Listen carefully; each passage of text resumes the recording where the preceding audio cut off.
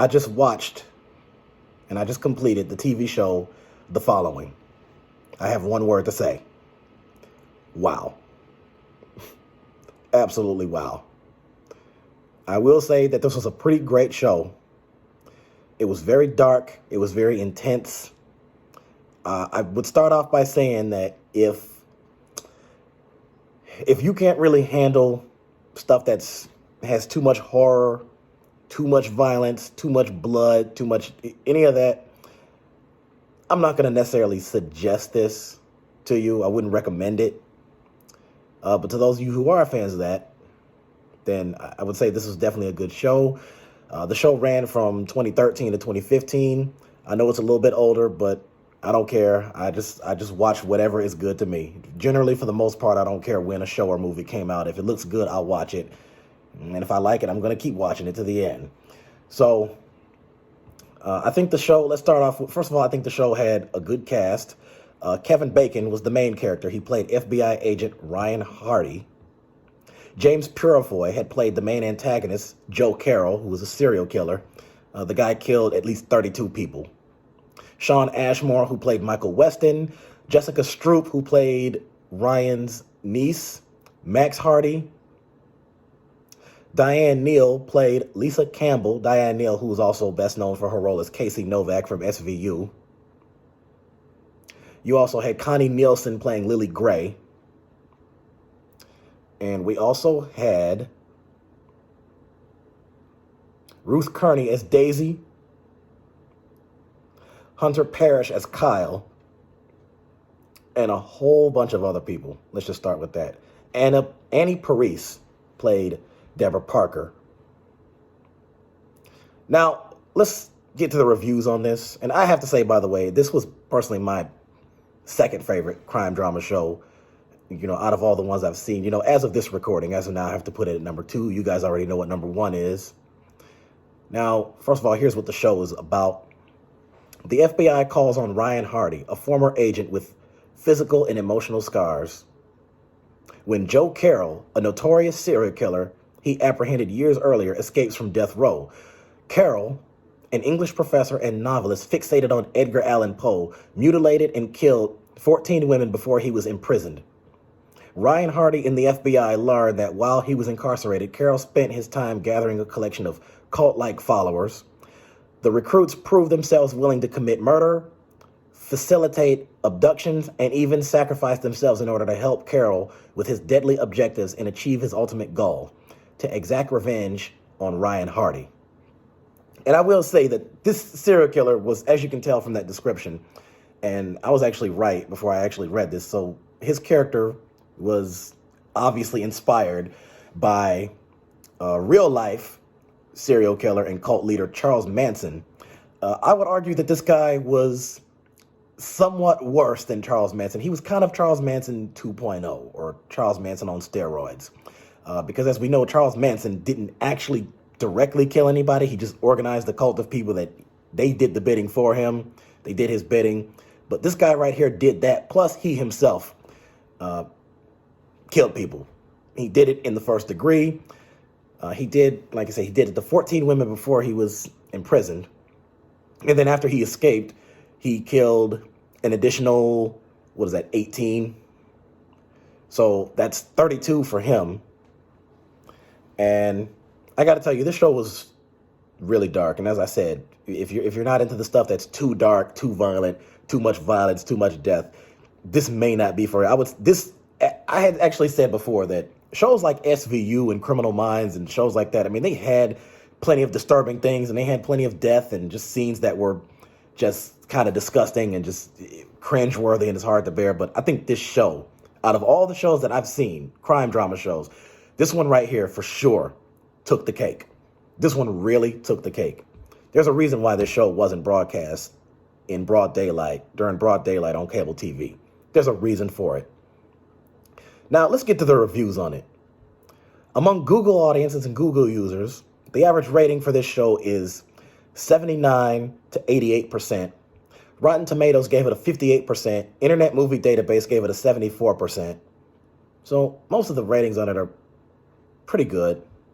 Now, one critic had said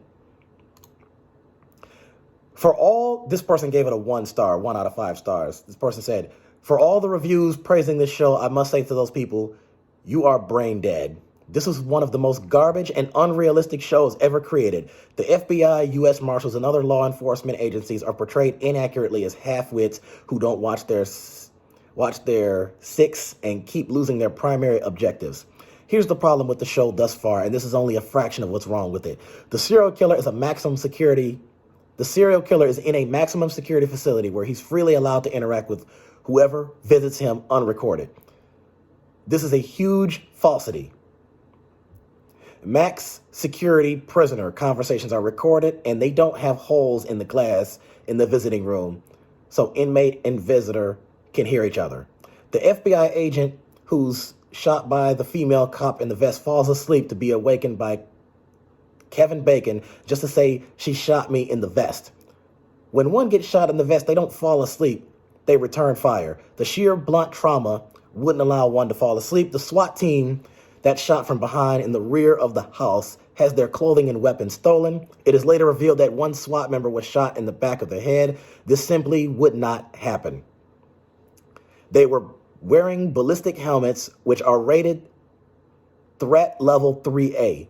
This will stop handgun threats which were used against them. The bullet would not have penetrated the helmet, and they could have returned fire as well. Earlier in the show, the fat corrections officer gets past 50 cops in front of the ex-wife's house to only become a ninja and jump from the ceiling and kill the officer stationed to protect her and take her hostage.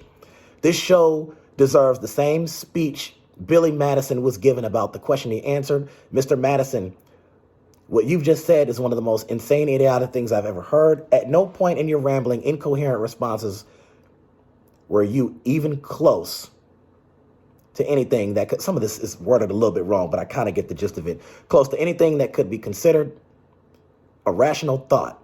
Everyone in this show is now dumber for having listened to it. Everyone in this room is now dumber for having listened to it. I award you no points, and may God have mercy on your soul. This same speech is reserved for the following. Everybody is dumber for having watched it. I thought it would have been a good show since Kevin Bacon's in it. I was wrong. Kevin Bacon must have really been hurting financially to accept such a garbage script. He has no shame. For the record, I stopped watching this garbage halfway through episode 6 of season 1. Oh yeah, the acting was, all I can say is shake my head. Okay, well, you know what?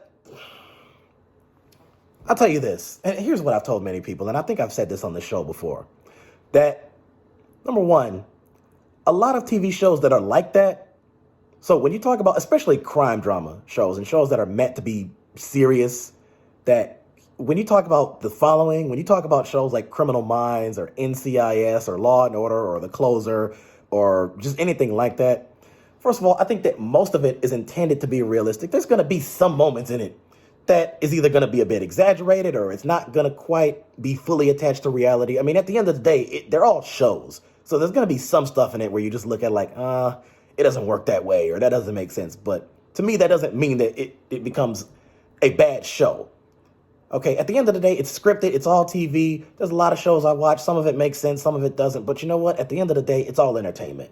So, I mean, I see that as overthinking it. But again, it's an opinion. So I'm not trashing the person who wrote that. But I just kind of wanted to throw that out there.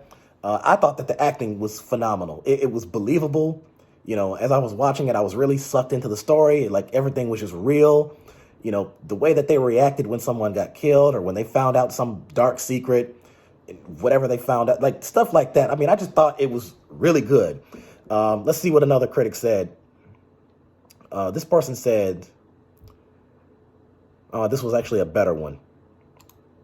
Absolutely superb. Was so engaging.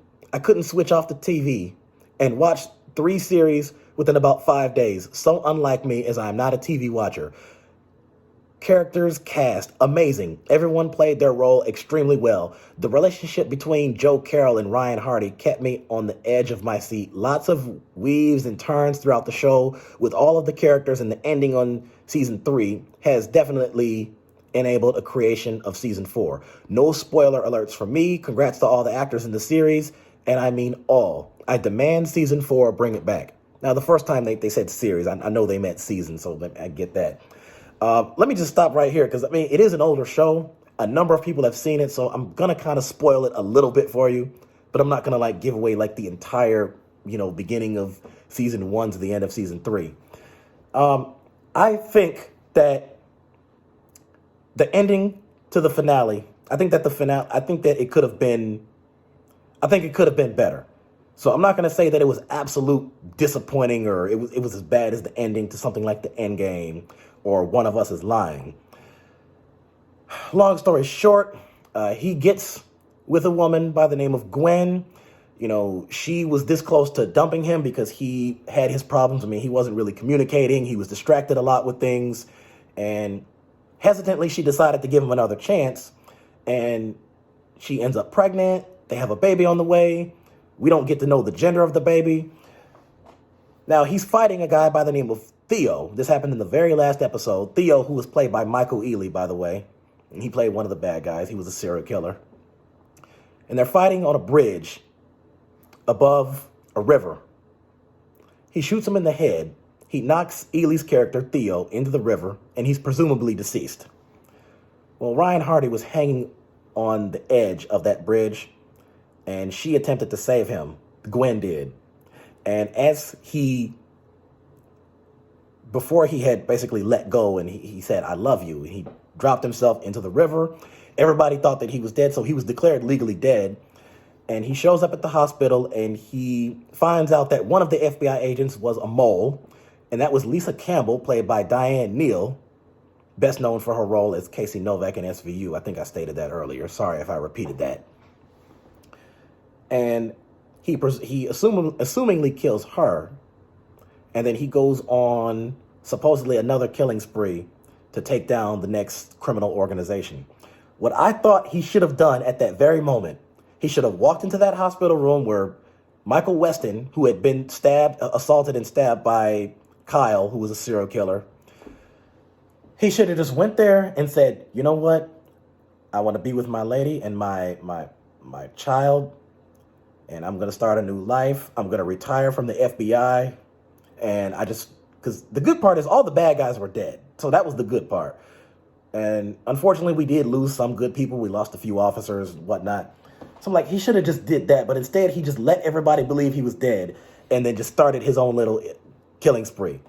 And I just thought, so I'm not going to necessarily call that a huge cliffhanger because at least we know what happened, but we just don't, a lot of us didn't like that it turned out that way.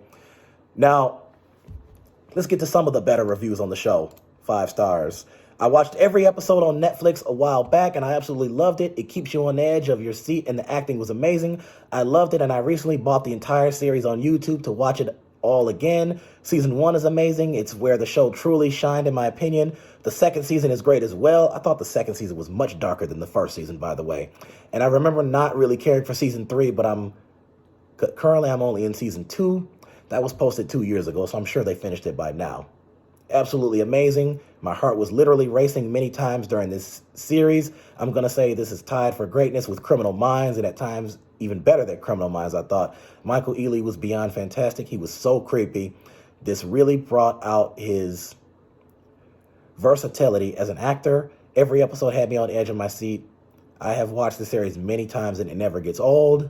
The following is one of the best thought out shows, and unfortunately the police are sometimes brain dead. Now, there was a talk about a possible season 4. I don't think it's going to happen at this point, and here's what I see according to TV Line. The following EP. Here's how season 4 might have played out. For a second, let's imagine that the following wasn't canceled and that 2016 would see the return of Ryan Hardy and his vendetta against a mysterious organization of super rich serial killers, or whatever Campbell was hinting at in Monday's series finale. What would the plot have looked like? Alex Hawley, who's the showrunner, he said, most known serial killers are poor or middle class. Why is that?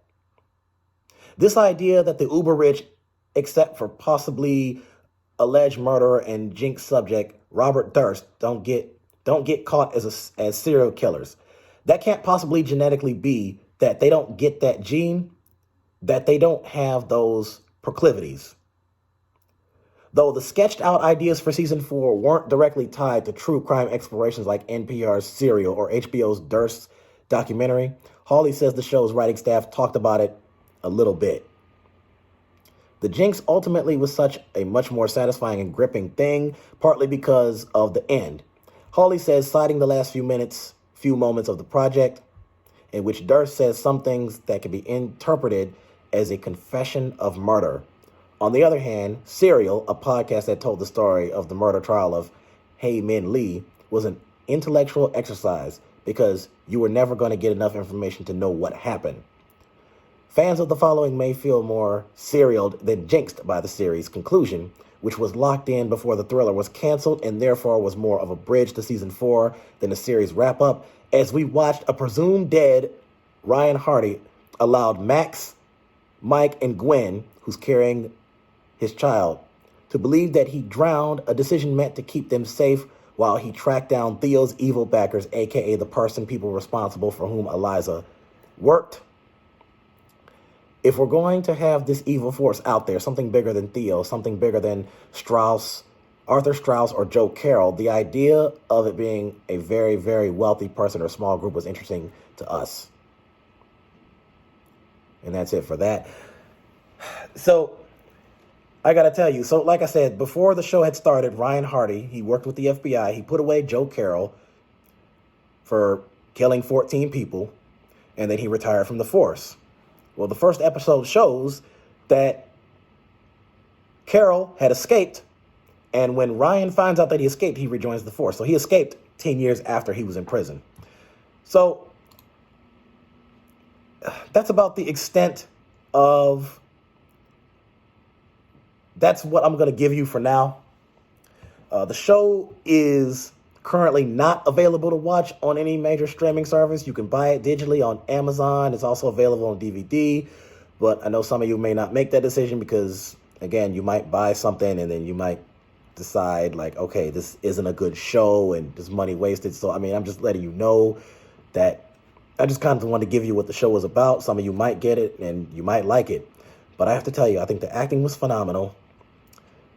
I think that the story, for the most part, made sense. I wish the ending was just a little bit different. I think that would have made the show a lot better. I think the show probably would have had an even better rating if he just got with Gwen and just lived their life, just free of stress, and all the bad guys are dead, and let's not even worry about this organization. Let's just call it quits, and let's just live a peaceful life, go get a regular job, 9 to 5, go work at a warehouse or something like that, and just forget this whole mess. But overall, I have to say, it was a pretty great show. It was really dark, as I stated. I can't stress that part enough. It was dark. I mean, it seems like literally every few minutes, I'm not even exaggerating that, literally every few minutes, like every 3 to 5 minutes, somebody was getting shot, stabbed, choked to death. A couple people got burned alive. Somebody drowned. It's just all type of things that were going on. And like I said, Joe Carroll, I mean, his character was arguably worse than Charles Manson. And, he organized a cult of people and they did his bidding by committing serial murder. But this guy was doing that. And also, he did a lot of killings himself. So altogether in this show, he killed at least 32 people. And he was put on death row for the longest time. I think they killed him. They killed him in season 3. I think it was the 3rd or 4th to last episode in which that happened, death by lethal injection. And I got to tell you, the guy was just he was intelligent and he was manipulative. And in a way, he was well-spoken, but at the same time, he was kind of a nut job and a creep and just all type of crazy things. So I'm just giving you that.